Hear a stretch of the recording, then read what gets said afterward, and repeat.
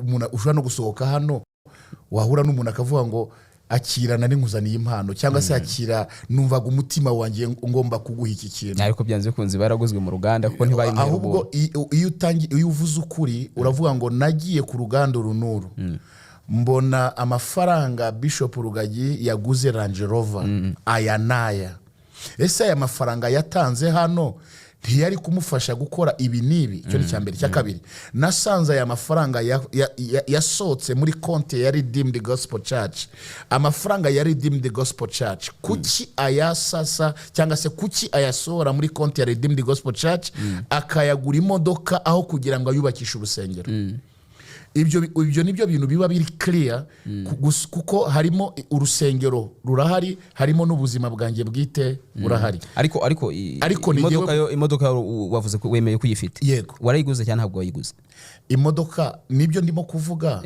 ndayifite yego niba narayiguze nijye ubizi niba ntarayiguze nijye ubizi ariko nicyo rubanda hari hanze bari ku ntago nayiguze miliyoni 280 icyo ni ntago ari ukuri yego ntago nayiguze miliyoni 280 ushobora kuba uhawe ikintu n'umuntu akavuga ngo iki kintu nzakishyura muri installment nzagenda nyishyura make kuko muri Canada biremewe wayiguriye muri Canada ni muri Canada ntago ari mu Rwanda bivuga ngo niba yari ncyase yego nyimaranye imyaka 4 wayiguza ni nshyashya yego wajya kureba agaciro kayo n'ubundi akabona miliyoni 280 nibwo baba barayishyuye muri installment byose n'amafaranga yawe ariko nukubanza kumenya ese nayishyuye amafaranga y'itorero ahubwo nibyo uragomba kutubwira wayishyuye amafaranga y'itorero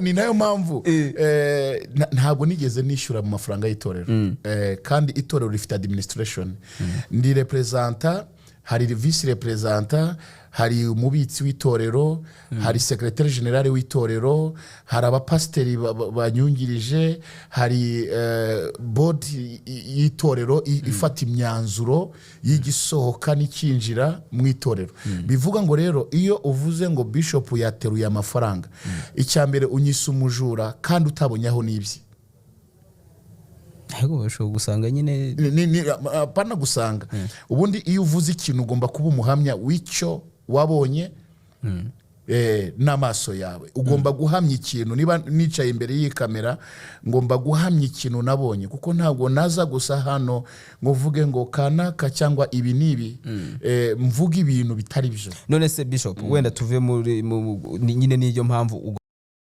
murakoze cyane kuba hashize iminsi guverinoma y'u Rwanda itangaje ko hari zimwe mu nsengero cyangwa se amwe mu matorero yahagaritswe gukorera mu Rwanda kubera ko atari yujuje ibisabwa ni inkuru zavuzweho ibintu byinshi cyane ndetse bitangira no kujya no ku nyigisho zivugwa cyangwa se zigishwa mu nsengero zimwe na zimwe bamwe bavuga ko hari imiziyobya abandi bakavuga ko hari imizishuka abaturage ndetse n'izibaheza mu bukene n'ibintu byinshi byavuzwe by'umwihariko ntabwo twagaruka kuri iyo ngingo tutavuze ibindi bimaze iminsi bivugwa cyane cyane ku mukozi w'Imana Bishop Rugagi Innocent n'umwe mu bazwi cyane mu Rwanda kubera itorero yabereye umushumba cyangwa se anakibereye umushumba Redeemed Gospel Church tumuhaye ikaze muri iki kiganiro kugira ngo tuvuge kuri ibyo bibazo twari tuvuze mu kanya ndetse n'ibindi biri kuvugwa muri iyi minsi Bishop Rugagi Innocent tuguhaye ikaze mu kiganiro cya Igihe murakoze cyane kuba mumpaye ikaze kandi mboneyeho no kubaramutsa yego tukivuga kuri iby'ifungwa ry'insengero ministeri cyangwa Minaroke ministeri y'ubutegetsi bw'igihugu yavuze ko mu Rwanda hari insengero 12 ngera ngo zisaga 12 hafungwamo izigera mu 8 hafi 9 ubundi u Rwanda ni igihugu ukurikije uko kingana gikeneye insengero 12 ubazo waje muri buri murenge wasanga harimo insengero nka 80 izo nsengero turazikeneye kurusha ibitaro n'amashuri urakoze kumbaza icyo kibazo kubera ko ntabwo twamenye iyo ngano cyangwa se uwo mubare bitewe na statistique baduhaye cyangwa se twabonye yasohotse hanze kandi Minaroke cyangwa se na RGB yari bifite mu nshingano zayo niyo bose bajya gukora registration muri RGB uwo muntu kuko ugiye kuvuga ku byerekeranye n'imyemerere itegeko nshinga ryemerera umuntu kugira ubwisanzure mu byerekeranye n'imyemerere. Kandi ni nabo bashobora kureba ese nubwo umuntu afite ubwisanzure mu myemerere, uyu muntu abifitiye ubushobozi, cyangwa se uyu muntu nibyo ari umuhamagaro, ari ubushobozi runaka, kugira ngo barebe koko niba abyemere cyangwa se abyujuje. Ni naho dushima ko leta yagize ijisho itera hirya no hino wenda mu gihugu kugira ngo barebe ingamba zishobora gufatwa. Wemera ko hari zari zikwiriye gufungwa? Cyane rwose. Harimo n'izawe? Iyanjye nayo iramutse icyambere niba ifite inyigisho ziyobya cyangwa ikaba ifite oya yawe yongera ngo ntago bayifungiye iby'inyigisho ziyobya. Oya nagwagiye n'urugero naguhaga kuko icyambere hari gutanga icyo ufite, kubera ko Redeemed Gospel ni itorero mbere missionnaire. Wenda mvuge kuko uvuze kuri iryo nyoboye niryo mbere missionnaire, ni libere missionnaire kuko ryatanga cyangwa ni ryawe. Oya ndarihagarariye. Kurihagararira ariko ni ryawe warihagararira, ni wowe warishinze? Ni igihe muyobozi waryo, ariko mu Rwanda rifite. Si wowe warishinze ariko? Ntabwo ari igihe waritangije mu Rwanda, kuko ryatangiye muri 1992 rihabwa arrêté ministériel muri 1993. Ariko muri 1994 nkuko buri wese azi, abayobozi bamwe barikuriye n'abandi bagizeho ingaruka, ndetse n'uwari urihagarariye yaratabarutse witwa Nathaniel Muzigura. So Redeemed isa nkaho igize iryo torero, ariko hari abandi bagerageje kuko ryatangiye gukorera mu byaro. Niho ubundi bagomba gutangira bakomeza gukwirakwiza wenda ivuga butumwa. Intego no kuvuga ubutumwa. Hanyuma warigeze mutese uvuze ko ryatangijwe n'abandi, nawe ubwo bivuze ngo warisanzeho? Yego narisanzeho, narigezeho kubera guhura n'umuyobozi mukuru waryo ari we Archbishop Dr. Arthur Kitonga. Tumaze guhura no kumbwira amateka iyo ibyabaye n'intego kandi Redeemed ifite. Ubundi Redeemed Gospel Church ni ijambo rivuga Redeemed n'abacunguwe, Gospel ni ijambo ry'Imana, Church ni urusengero. Bivuga ngo bwiriza abantu ijambo ry'Imana, ubacungure baze kuri Kristo, hanyuma ubicaze mu rusengero ubigisha ijambo ry'Imana. Nicyo Redeemed Gospel Church isobanuye. None se byagenze bite ngo abantu kuko ryatangiye kumenyekana muri 2015 ubwo wakoreshaga amateraniro hano mu mujyi uvuga kuko ari bitangaza, ubikora njya ngo rumwe mu bantu babikora live mu minsi ya mbere bica ku mbuga nkoranyambaga. Kuki ryamenyekanye kiragiye cyane mbere kandi uvuga ko ryari risanzwe rihari? Ryari risanzwe rihari kuko ntago natangire muri Kigali. Nuvuga ngo umurimo wa Redeemed Gospel Church watangiriye mu Ruhango. No kuvuga ngo mu Majyepfo, mu karere ka Ruhango niho natangiriye mu bihe bitoroshye. Ibyo byose uvuga ibitangaza n'iki byari bihari. Nuko itorero ryari rikennye, ridafite kamera, ridafite ubushobozi. Ariko yaba abarwayi, yaba ari ibiterane twakoraga mu kibuga cyo ku karere, yaba ari mu rusengero, abarwayi barakiraga, bavuye za Mayaga, bavuye za Nyamagabe, icyo gihe ari Gikongoro, bavuye za Huye ari Butare, bavuye za Nyanza, Cyaratsi, ahantu hirya bazaga bazanye abarwayi ku ngobyi babahetse kandi bagataha bakagenda. Icyo gihe rero kubera situation y'ubukene, udafite na kamera wenda ishobora gufilima ibyo ngibyo, ariko ikintu n'igihe cyacyo. No kuvuga ngo twatangiye mu mujyi wa Kigali muri 2009. 2009 nibwo mwaje muri Kigali? 2009 nibwo Ruhango yabyaye Kigali. Amafaranga amaze kuboneka? Oya, yarataraboneka kubera ko 2009 ni nko kuvuga ngo itorero noneho rigende ribyara ahandi. Kuko twavuye Ruhango tubyara hano mu Nkoto, tuva mu Nkoto turaza Nyabugogo. Nyabugogo rero twatanye Nyabugogo tujya Kimisagara, haba hatoya kwa padiri, turagimuwe kwa Mutwe, haba hatoya. So utangira kumenyekana ni kamera. Abantu bakumenyeye kuri kamera. Abantu bamenyeye kuri kamera. Hari abamenyereye kuri kamera, hari abamenyereye kuri radio, kuko televiziyo zari tarabaho, twakoreraga ku radio, nakoreraga ku radio Mucyo, nakoreraga ku radio Flash, kugira ngo ubutumwa busakare mu gihugu cyose. Aho ngaho niho twakoraga ivuga butumwa. Amwe mu madini cyangwa se amatorero yafunzwe iyo burundu, kuko twibutsa abantu ko hari ayafunzwe ko by'agateganyo, habana yafunzwe burundu. Mu yafunzwe burundu harimo ayo yavuzwe ko yigishaga inyigisho z'ubuyobe. Byanze bikunze wenda no gutajya mu nsengero nyinshi nyine ureba urwawe cyane, ariko kubera ko isi yabaye umudugudu bibona no kuri internet, harabona wabonaga babwiriza. Wemeza ko koko mu babwiriza butumwe bo mu Rwanda hari hatangiye kuzamo abigisha ubuyobe n'ibinyoma? Barahari. None se niba ushobora kubwira umwana w'u Rwanda ntanywa amata, cyangwa ukabwira umwana w'u Rwanda ntarya imboga, cyangwa se ukabwira ukigisha ngo umuntu ntajye kwivuza, cyangwa se ukabwira umuntu ngo ntarebe ibendera, cyangwa ukabwira umuntu ngo ibyo inyigisho z'ubuyobe zirukizo. Sibwa bwisanzure wahoze uvuga se? Ntabwo ari ubwisanzure. Hari icyo ubwisanzure buvuga, kuko n'indangagaciro iyo usomye Zaburi 137 murongo wa 5 haravuga ngo Yerusalemu ni nkwibagirwa, nintagukorera, ni igihango ugirana n'igihugu. Nivuga ngo nintagukorera, ninagukunda. Ubundi iyo ukunze igihugu ukunda n'umunyarwanda, ntabwo ushobora kuvuga ko ukunda igihugu udakunze umunyarwanda. Kuko ubanza gukunda umunyarwanda uwo muri kumwe, kuko niwe buzima bwiza bwo kubaka igihugu. Ariko mu gihe muvukije uburenganzira bwo kutabona ubwo buzima bwiza, niyo mana wabuvuga ese uwo mwana apfuye na bwaki, cyangwa se uwo mwana apfuye n'imvunja n'ibiki byose, cyangwa se uwo muntu aramutse yishwe n'ubwo burwayi kandi wenda yanywa niyo paracetamol cyangwa yanywa n'ikindi, kuvuga ngo ntabwo ari byiza kwivuza, cyangwa se wa mwana ubuza amaraso agomba kongerwa amaraso, kubera ko imyemerere yawe kwemerera ngo nta muntu ukwiye kongera amaraso, kandi ubuzima bwe bwakagombye kongera kubaho. Umuvukisha uburenganzira kandi sibyo. None byageze bite se kugira ngo abantu bagereho? Ubundi umuntu ashobora kumenya inyigisho z'ubuyobe gute? Umenya inyigisho z'ubuyobe bitewe n'ibyo wihimbiye ubwawe bitari muri Bibiliya, cyangwa se bitari mu ndangagaciro z'igihugu.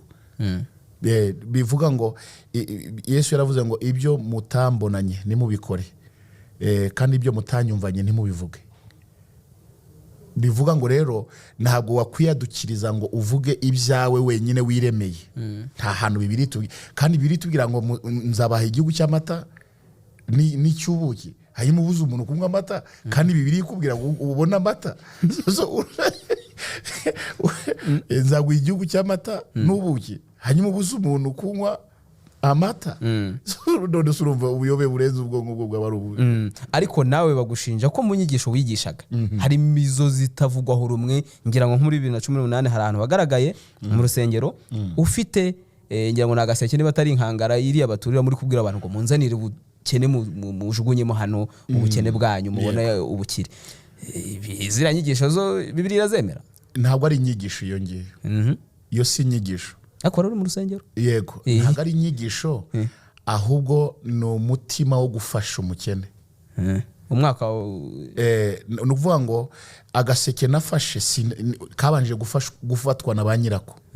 Ni ukuvuga ngo nanze ko abantu bazana akavuyo. Ndaguha verisiyo y'ukuri, urebe n'umuntu wayahawe ninde. Ni ukuvuga ngo umuntu yashatse kugira ngo aharabike, kuko hari inyigisho z'ubuyobe, ariko hari n'abantu bashaka kuyobya. Abitangazamakuru wenda bamwe bashaka kuyobya. Kuko niba jewe mpagaze amasaha 8 ndi kwigisha, umuntu agafata umunota umwe n'amasegonda 20 mfite agaseke mvuga ngo jugunya ubukene, ese suite y'uko jugunya ubukene igiye he? Ariko se wowe kuki utavuze ngo mujugunyemo amafaranga, kuki wavuga ngo ubukene? Dufasha umukene. Kuko iyo turi gufasha ntabwo tuba turi kwivanaho ibyo dufite tubihuwo duhereza. Ntabwo nigeze mpamagara abantu. Ariko aravuze ngo muzanye n'ubukene bwanyu mujugunya. N'abandi babishaka n'umutima muze dufasha umukene. Baraje ndaguha iyo verisiyo yose ya mbere n'iya kabiri kugira ngo umucyo wenda ugaragare nujya no kubigaragaza wenda unabyerekane muri public ndabifite. Ndetse n'uwo muntu wagaragaje mvuga ko ari n'ikintu cyabayeho cyo kwangisha umuntu abantu, mbifata muri urwo rwego kwangisha abantu itorero, kubera ko ntabwo jewe n'abanshinzwe kuremera abatishoboye mu karere ka Nyarugenge. Ngira ngo muri icyo gihe wari uri mu icyo gihe za 2018 wari unakirimo hari nari nkirimo kuva natangiye kuva muri 2017 mpabwa uwo mwanya. Ntabwo n'abashinzwe kuremera abatishoboye ngo kandi jewe nge kwambura abantu batishoboye. Bisobanuye ngo ndimo ndaremera abatishoboye nagera mu rusengero nkambura abantu batishoboye.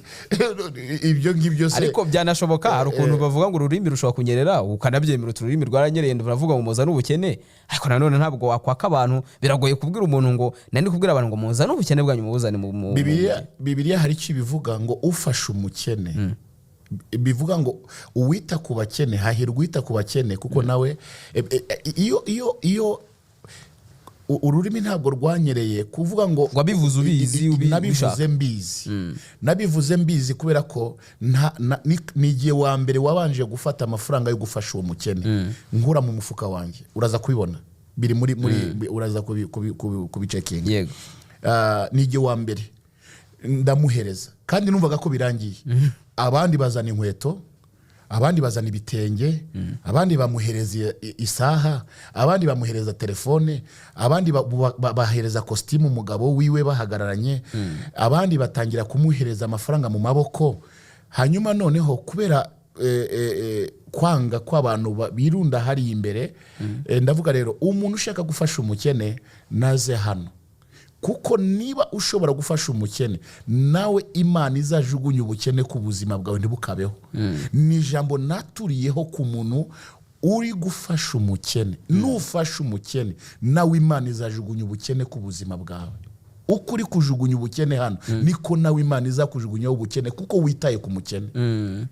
Ahubwo ako kantu niko bakase aragakata, noneho umuntu akumva ko navuze kujugunya ubukene, kandi ibyo nasiko nabivuze, angorera icyo ntavuze.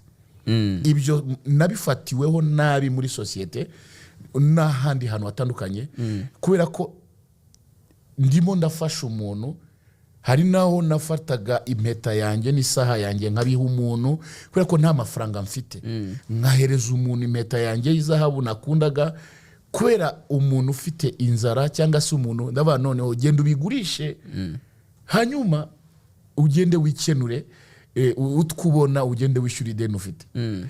Niba nshoboye gufata ibintu byanjye bwite bifite agaciro nkabihereza umuntu, urumva urukundo nkunda uwo mukene cyangwa se uwo muntu udafite.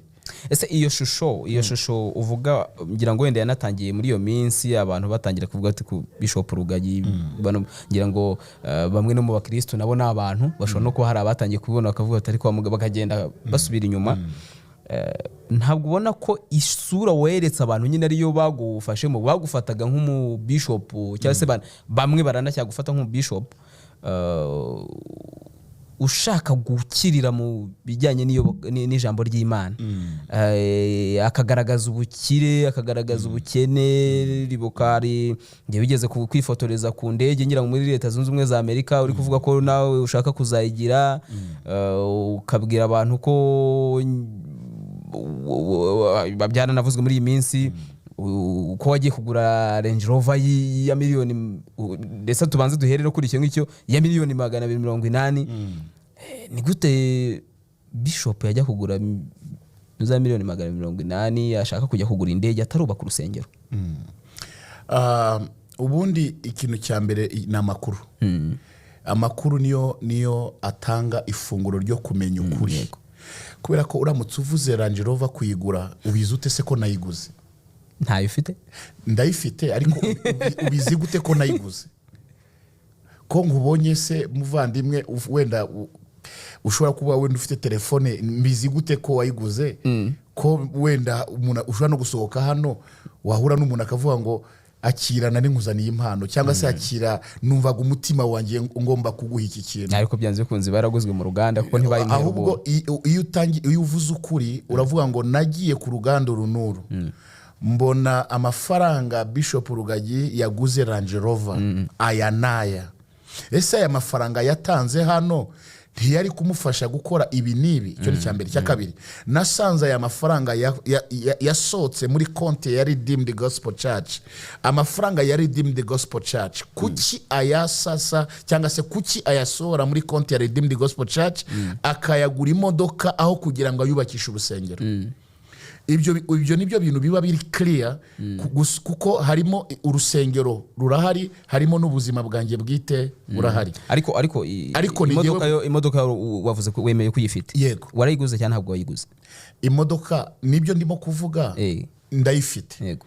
Niba narayiguze nijye ubizi, niba ntarayiguze nijye ubizi. Ariko icyo nicyo rubanda hari hanze bari ku. Ntago nayiguze miliyoni 280. Icyo ni ntago ari ukuri.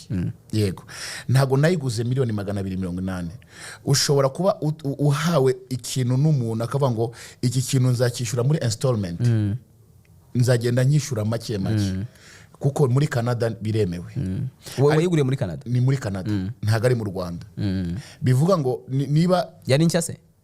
Yego, nyimaranye imyaka 4. Wayiguza ni nshyashya? Yego. Wajya kureba agaciro kayo n'ubundi akabona miliyoni 280 nibwo waba warayishyuye muri installment. Byose n'amafaranga yawe. Ariko nukubanza kumenya ese nayishyuye amafaranga y'itorero?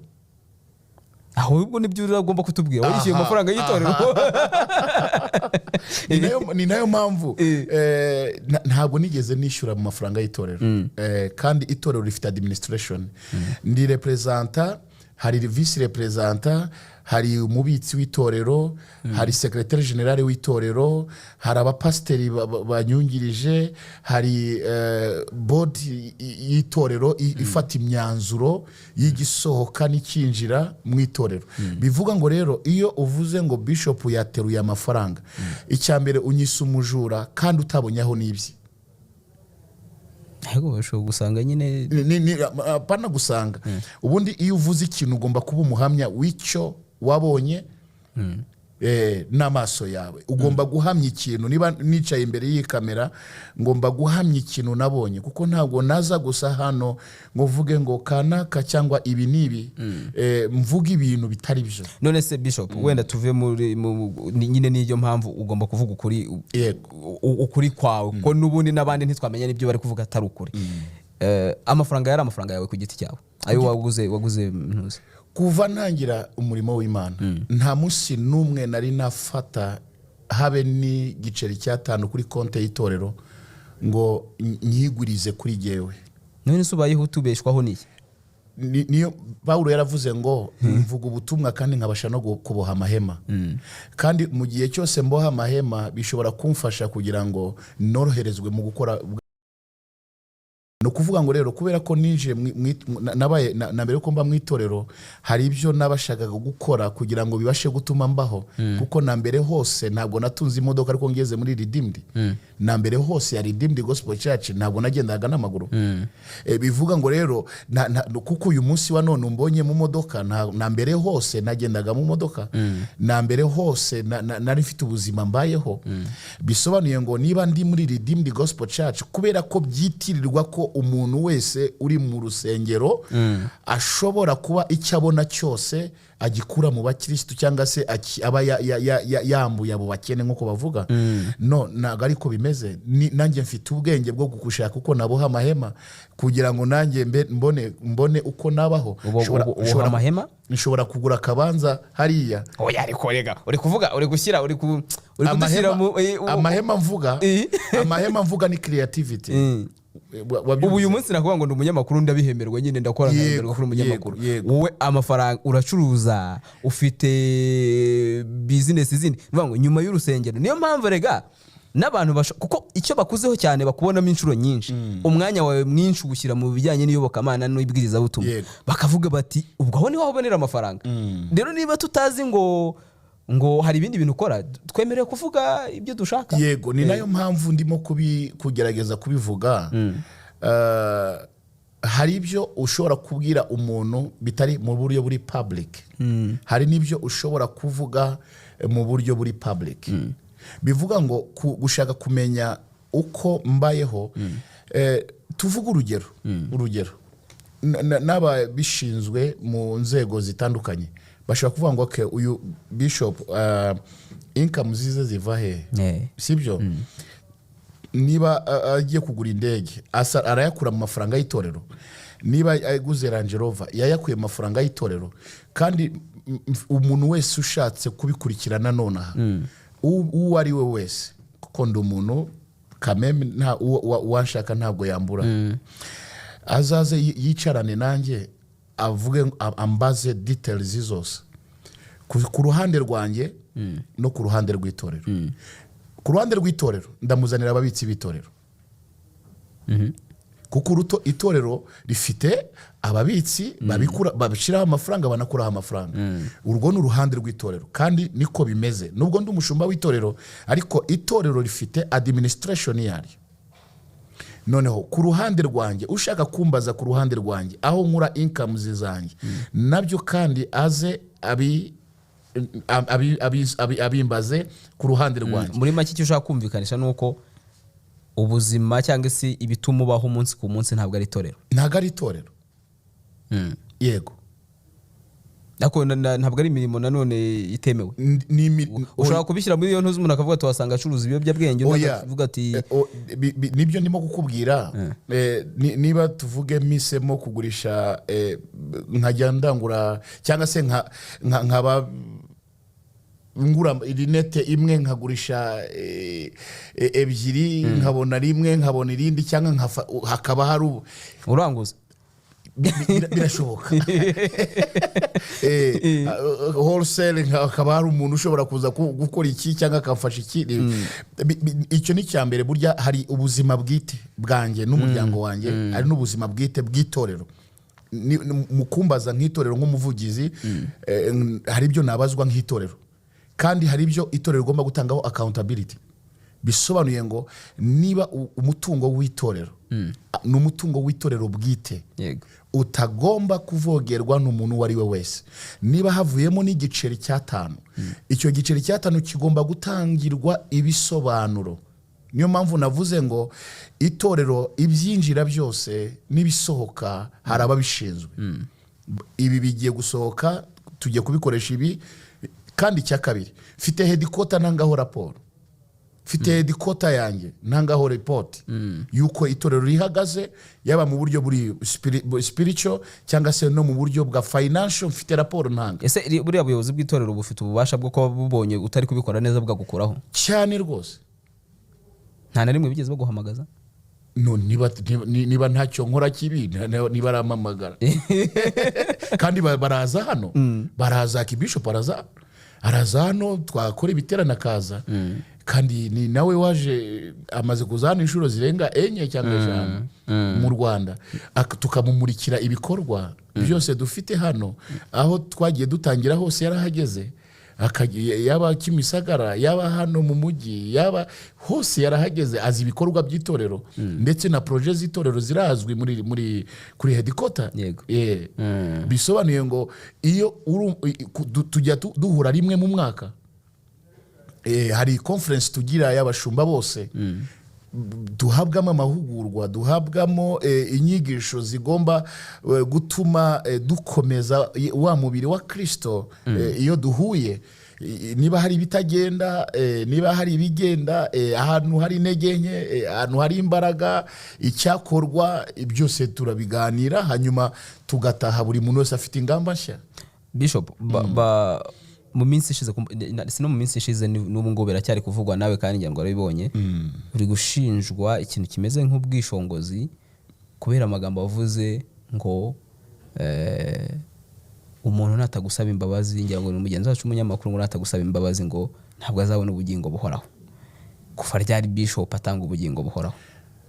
Ntabwo dutanga ubugingo buhoraho, ariko ushobora kubuzwa ubugingo buhoraho bitewe n'icyo wakoze. Biranditse mu ijambo ry'Imana. Ushobora kunyemera nkarisoma? Yego. Ubutumwa bwa Yesu Kristo bwanditswe na Matayo igice cya 18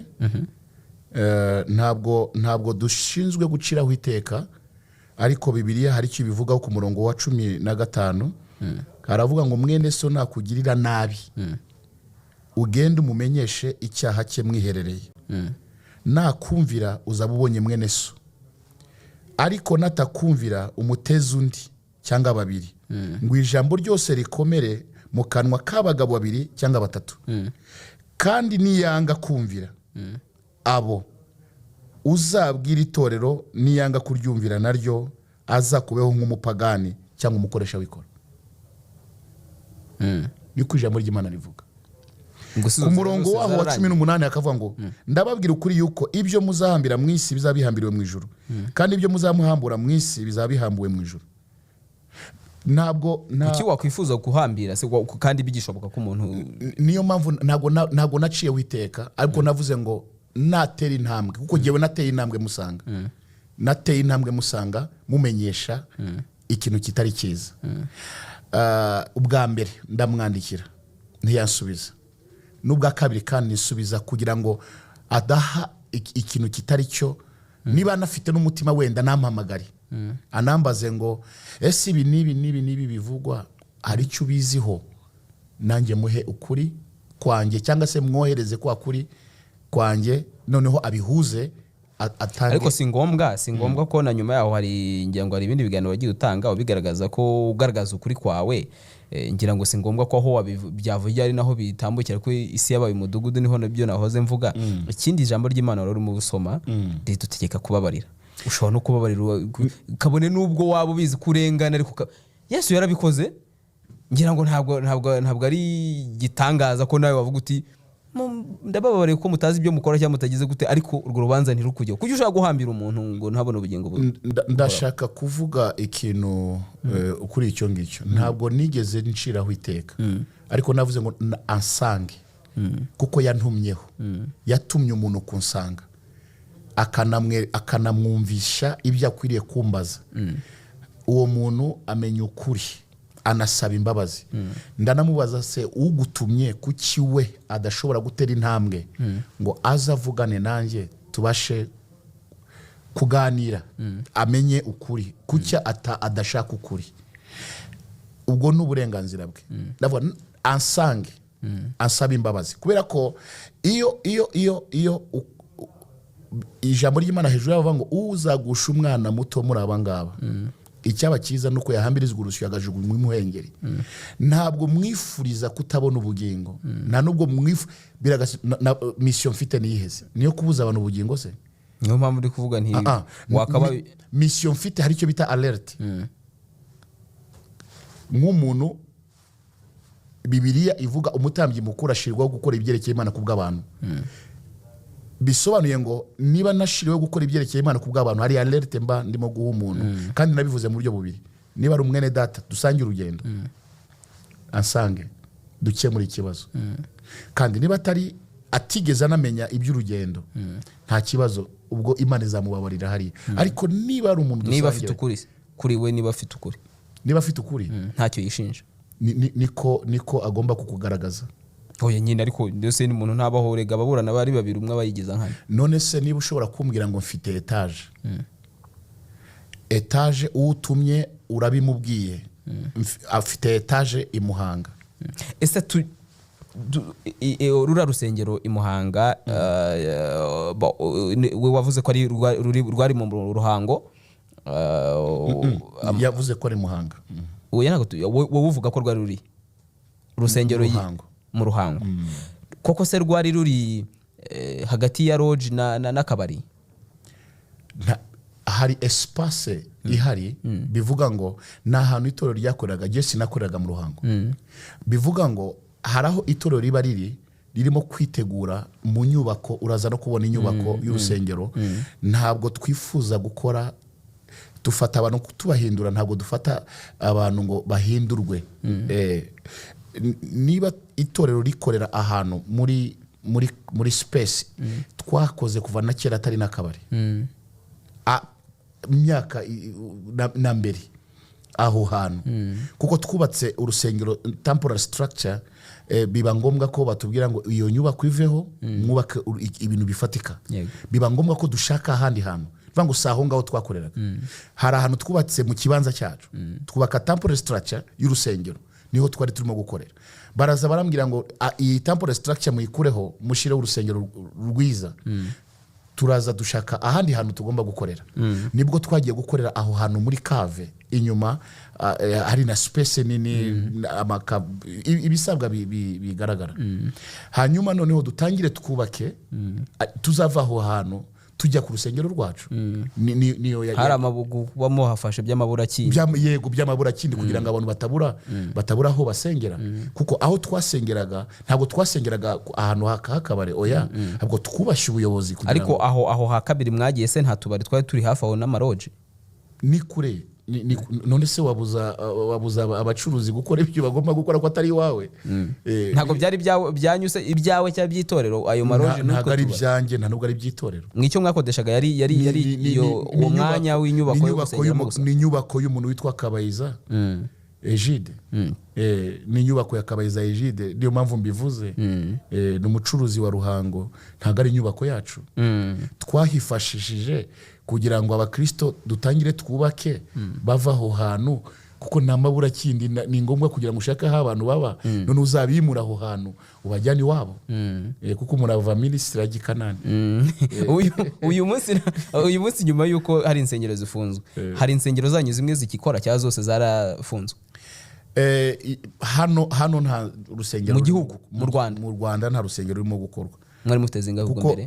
Twagombaga kubaka kwanza, kuko intego yanjye ya mbere yari yo kubaka. Ntago ari kwihutira gufungura amashami hano, kubera ko ibyabaye byaranyigishije ko icya mbere ngomba gushaka ibintu bifite uko igihugu gishaka ibintu isura nziza yabyo. Ni nayo mpamvu nagiye gutera ijisho hirya no hino ku isi, kugira ngo nanjye ndebe ikintu kizima gishobora kubakwa mu gihugu bidateje ibintu by'akajagari. Kuko niba igihugu kidashaka ibintu bifite akajagari, nanjye nkaba nifuza ko iryo tafari ryanjye narishira mu gihugu kandi ibintu biboneka bigaragara. Ni ngombwa ko dushiraho ibintu biboneka kandi bigaragara. Ni nayo mpamvu na headquarter twarabyemeranije, mushireho igishushanyo aho muzubaka urusengero. Dufite ubutaka, dufite ubutaka mu Ruhango, dufite ubutaka Bugesera, dufite ubutaka mujyi wa Kigali, dufite ama UPI bubanditseho, bwanditse ku mazina y'itorero. N'umutungo w'itorero. Ubwo muzubaka ryari kwashize? Kuko bwa mbere leta yatanze impuruza muri 2018, 2024 rongeye irafunze bamwe, kandi nabwira cyavuga iti mushoboye kubaka nta kibazo, tuzongera tuze tugenzure tubarekurire. Yego. Muzubaka ryari? Imyaka 6 ishize muri kugura ubutaka gusa. Icya mbere ni ngombwa kugira ngo icyo ugomba kujya kwitondera, n'ijambo ry'Imana Yesu yaravuze ngo nujya kubaka inzu banza wicare hasi. Banza wicare hasi ubare buri kintu cyose uko cyuzuye, hanyuma ubone kubaka. Inyubako ntabwo ari ikintu wabyuka mu gitondo nk'aba bandi bubaka bya bindi byuzura mu cyumweru kimwe. Inyubako ishobora kwakira abantu 1000 bingahe, cyangwa se ifite icyerekezo kimeze gutya. Ni ngombwa kugira ngo wicare hasi aba architect abaza gupima ubutaka, bakakora inyigo etude nziza, kugira ngo ibyo bintu ugiye kubaka bibe bifite urusengero. Ntabwo ari ikintu n'ahantu abantu bazicara bashobora kwicara hejuru no hasi. Bivuga ngo rero ni ngombwa inyigo y'ubutaka, inyigo bashobora no kuvuga ngo hano hantu ntabwo hakomeye, uzashaka ahandi hantu. Ntabwo ajya gupfa gusa kujya kubaka ngo ni ngombwa kugira ngo inyigo zose nizirangira ukabasha kubidepoza. Nibwo rero ubwo ni ryari rero urusengero rwa mbere, kuko niba uyu munsi nta rusengero mufite, mvuga ngo hari ku izina gusa. Sinzi niba muzi n'abakristo mufite uyu munsi ko ntaho bateranira, kireka wenda niba hari abiyandikisha kuri internet gusa mukababona. Baraterana kuko abakristo bacu dufite uburyo bahabwa inyigisho. Twubatse structure ya satellite. Ntago umukristo ibintu byaroroshye. Nishobora kwigisha itorero nyoboye muri Canada ndi hano i Kigali, kandi bakumva ivuga butumwa bakaryumva bicaye mu rusengero. Uruhe se kandi nta ruhari?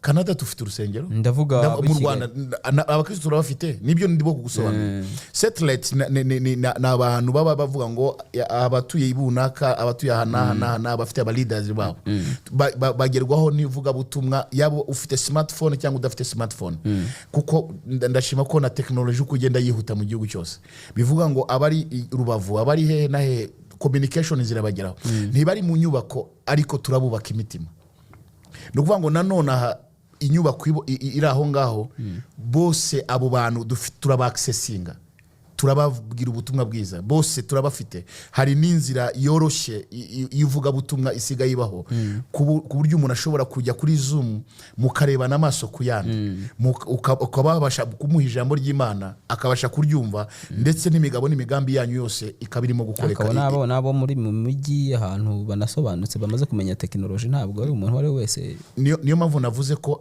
hari ivuga butumwa yo kuri telefone bwite z'abantu hari ivuga butumwa ry'abantu bafite uko bishoboye bashobora no kwicara hariya kuko babishoboye hari nabo dutuma noneho bakoresha ivuga butumwa iryo twavuze ryanditse rigatangwa hari ivuga butumwa ry'isengesho dutanga saa 9 z'ijoro dusenga buri munsi rigera kuri buri wese bivuga ngo uwo muntu nimugeraho gute rya saa 9 z'ijoro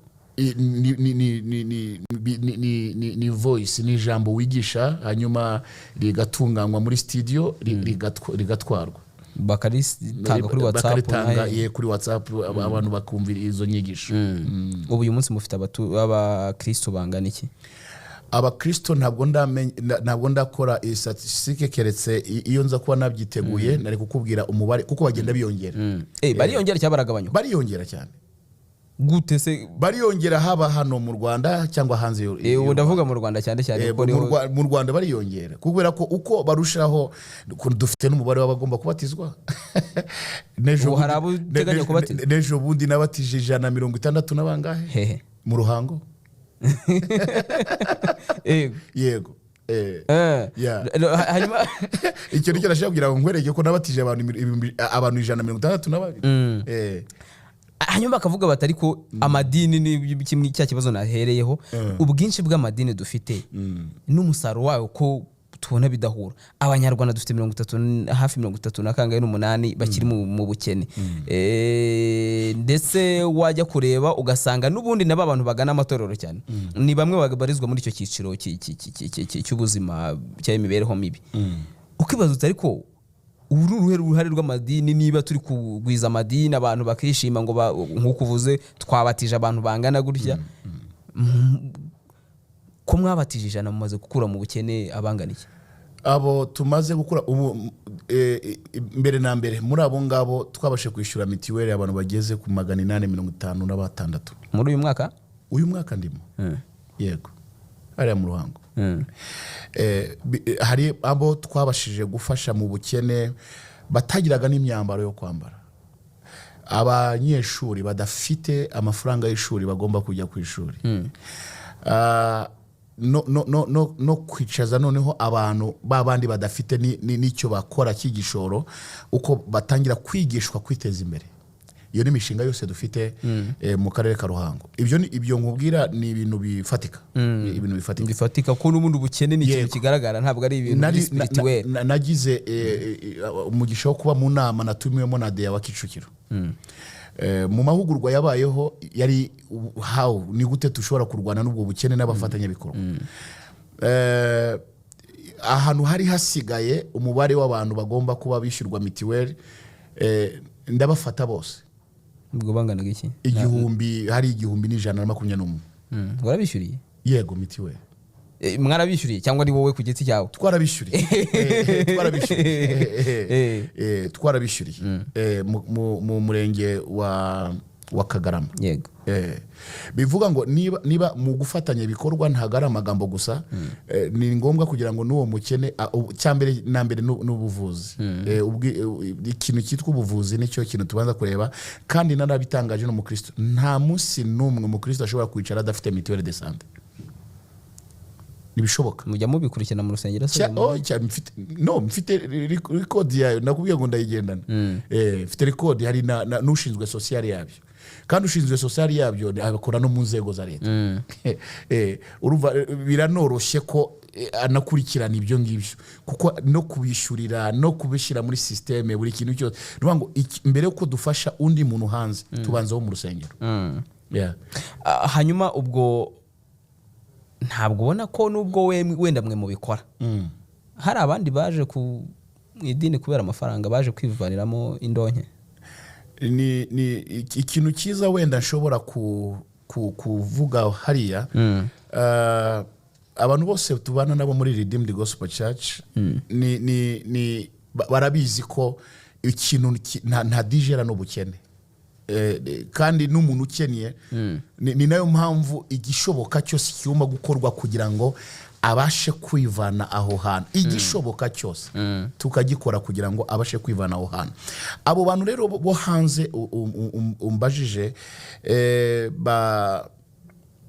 bashobora kutageza inyigisho nzima cyangwa gufasha abo bantu bari hariya, ubundi hakagombye kubaho nka komisiyo. Wenda agomba kubaho komisiyo ishinzwe igenzura mu madini, wenda ifite abantu b'abanyamadini, apana kugira abantu bajya kwicara bavuge ngo wenda buri mezi 3 baraza muri Redeemed, bicare bavuge ngo muri Redeemed Gospel Church mutubwire mwakoreye iki abantu muyoboye, mwakoreye iki abakristo banyu, namwe babashyire ku mihigo cyane rwose. Why not?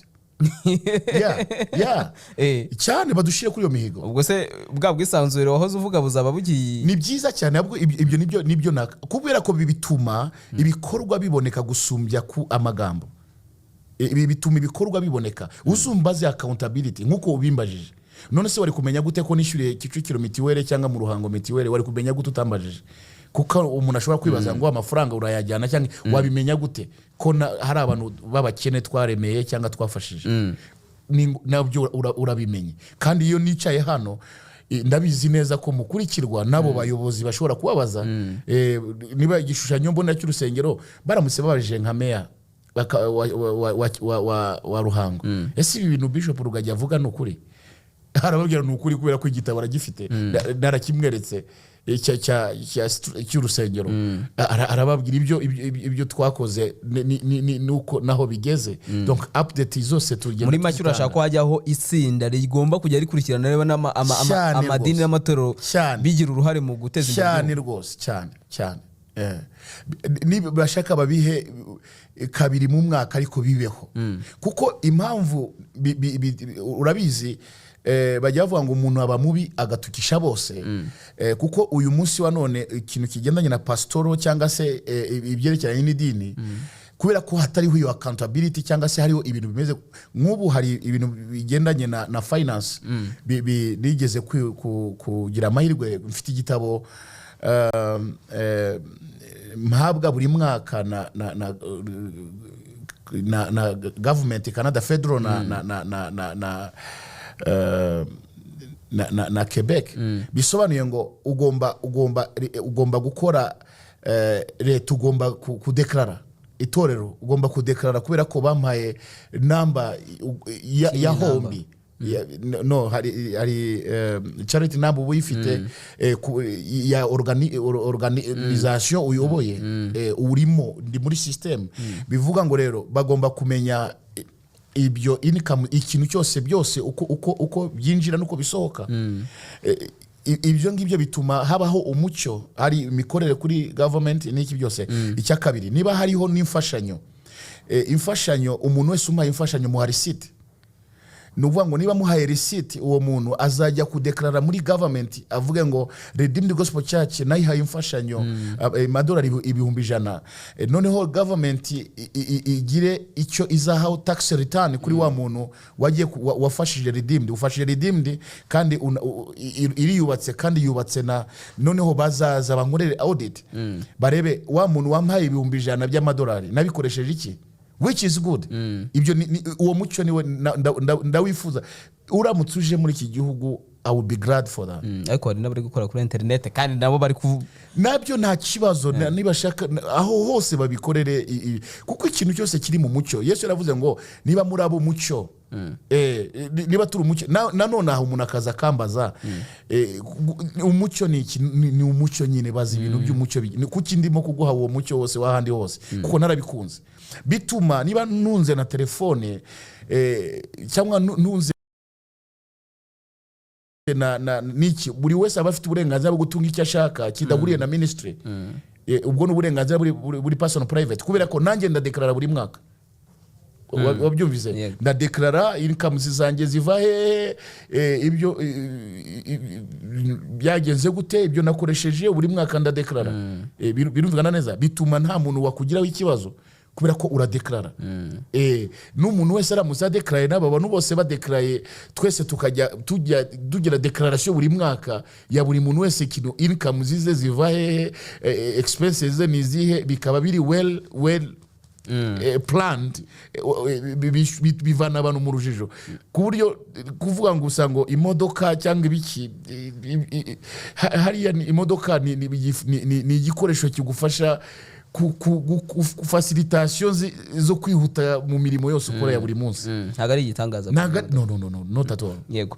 Hanyuma aho i Burayi uri kuvuga ndetse no muri ibyo bihugu byose byateye imbere turi kuvuga abakristo bari kugenda bagabanyuka. Bamwe bakanavuga hari ababiheraho bakavuga batari ko ubanza ubukene n'amadini hari aho bihurira. Uzasanga ibihugu bikeneye cyane bifite amadini menshi cyangwa se abantu bari mu by'amadini byinshi ariko ugasanga ibihugu byateye imbere ahubwo baragenda bagabanyuka. Ubihuza koko nawe ni kubyemera ko igihugu iyo gitera imbere abakristo bagabanyuka cyangwa se bari mu bijyanye n'insengero n'amadini bagabanyuka kuko bavuga ko umuntu yisobanukirwa hari ukuntu ibintu by'amadini agenda abona ko harimo n'ikinyoma. Ndamutse mvuze ibyo ngibyo nasuye amadini menshi. Nakubwiye ngo nagiye ahantu hirya no hino. Nagiye Texas, nagiye Houston, nagiye ahantu singenda ntanga ama specific z'ahantu nagiye. Hari churches nini cyane kandi zuzuyemo abakire. Urugero Full Gospel iyobowe na tabarutse Dr. Yongicho. Nibo irimo abakire ba mbere ku isi bafite n'ama satellites bafite n'ama company manini akomeye kandi bari bavuye hasi. Ikintu cya mbere ubukene biterwa na leadership. Umuyobozi ashobora kuba mubi akumva ko umukristo yakomeza kuba kwambara kambambiri ariko ibyo byose ni mu mutwe. Gusenga ni bibuza umuntu kudatera imbere kandi gusenga ntibibuza umuntu kuyitaho. Ahubwo umuyobozi ashobora kwigisha abantu kuyitaho kuko ni ngombwa ko roho nzima iba no mu mubiri muzima. Ntabwo gusenga bihagarika umuntu gukora, ntabwo gusenga bihagarika umuntu iterambere. Mfite inshuti nyinshi z'abakristo bateye imbere kandi barasenga, bafite n'indege zabo bwite kandi ku cyumweru bakajya gusenga. Bateye imbere n'aba miliyoni. Muri make kuri wowe ntaho gushyira bihuriye no kudasenga. Ntaho bihuriye no kudasenga. Cyangwa se ntabwo ubona ko kudasenga gusenga cyane nabyo bishobora gutuma umuntu baba mu bukene. Ahubwo uwo muntu arushaho gukunda Imana, iyo blessing ikomeza kumubaho. Arushaho gukunda Imana, arushaho gukorera Imana kuko arabona ubuzima, afite ubuzima bwiza, afite ibintu byose bikeneye, atanga ibintu igihugu gikeneye, atanga ibintu byinshi no gufasha bagenzi be mu rusengero no kubazamura. Hari umuntu nzi ufite company yahaye akazi abakristo barenga 1,800. Uwo muntu ndamuzi muri Kenya. Wenda si ngombwa kumvuga izina rye. Afite company ye, afite collaboration na Airtel, afite company 43 worldwide. Abantu bakoraho bose yabahaye akazi abakristo bari mu Bwongereza, bari hirya no hino, yabahaye akazi. Kandi uwo muntu yigisha abantu gutera imbere n'uburyo abantu bagomba gutera imbere. Ari mu rusengero. bisobanuye ngo ntabwo kuba mu rusengero bituma umuntu atagera ku ntego y'icyo akwiriye kugeraho, ahubwo umuntu uba mu rusengero ntagere ku ntego agomba kugeraho, aho hari ikibazo. haba habayemo iki ubwo? haba habaye ikibazo cy'imyigishirize cyangwa se cyo kudategura umuntu uwo ari wese. N'umwari iyo agiye kubaka arwubaka rugakomera cyangwa se ntirukomere bitewe n'uko yateguwe. Ko divorce ziri kwiyongera muri kubijyamo uruhare mu ntuza, ntabwo muri kubategura? Nibyo vuga, biterwa n'uko yateguwe iwabo mu rugo, biterwa n'uko yateguwe na ba nyirasenge. Urabizi ko bavuga ngo umwari yagiye gushyingirwa baza kwa ba nyirasenge, aho naho byaba ari indi verso. Ajya kuza ku itorero itorero rigashira ntabwo twemera divorce, ntabwo tubyemera. Kandi ziri kuba ntabwo tubyemera, no guhambiranya abantu, kandi nabyo bikagaragara ko bitera amakimbirane. Nubwo ziriho, ariko mu bintu dusengera cyane ntabwo twifuza kubona gusenyuka k'umuryango, ahubwo dushaka kubona kubakwa k'umuryango, aho kugira ngo abantu babe bakwicana se. Kwicana si nziza, aho kugira abantu bageraho bashobora kunigana. Mfite umukristo mu Ruhango waciwe amaboko n'umugabo, apana mu Ruhango muri Canada, waciwe amaboko. Francine waciwe amaboko n'umugabo, yaramutemye. Barabana? Baracyabana? Ntago babanye, urumva umugabo hanyuma se nyine ko divorce. Ndashaka kuguha urugero rw'ibyo urimo kuvuga, kuko ikintu cya mbere ni kamere. Kamere iyo yabyutse ibyutsa n'intonganya zose, ikabyutsa n'ibindi bintu bitari byiza. Icyo twigisha rero ni uko uwanesha cyangwa se watsinda iyo kamere n'inzira ugomba kunyuramo kugira ngo bigufashe ukomeze kubana na mugenzi wawe mu mahoro. Iyo bigaragara ko kamere idashobora guhinduka, ibyo ntago ndabimenya, kuko ntago iyo case sindayihandoringa, ariko turigisha. Ariko iyo case iramutse ingezeho, nibwo wenda namenya ngo hari experience iyi ni mfite y'ibintu byanze bagatandukana, cyangwa hari experience iyi ninzi byanze bagatandukana. Iyo case nayo kuri ubu wumva ko bibaye ngombwa, wumva ko buriya gutanga divorce hari urundi ruhare amadini akwiye kuba yagashyizemo ntibigere ko hariya? Urumva biba biri mu mategeko, kuko no mu mategeko baravuga ngo niba mwananiranyeho kugira ngo mwicane mugire gute mutandukane.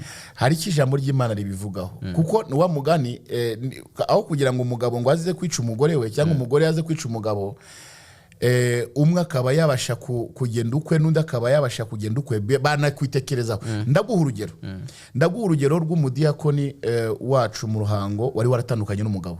Umugabo yari yaragiye Cyangugu, ariko umudamu aza gukizwa. Bari baragabanije ibintu byose, ariko ikintu nagukoraho surprise. Urabizi ko we n'umugabo we bongeye kandi kugarukana, bongeye kandi kubana bitewe n'inyigisho bumvise.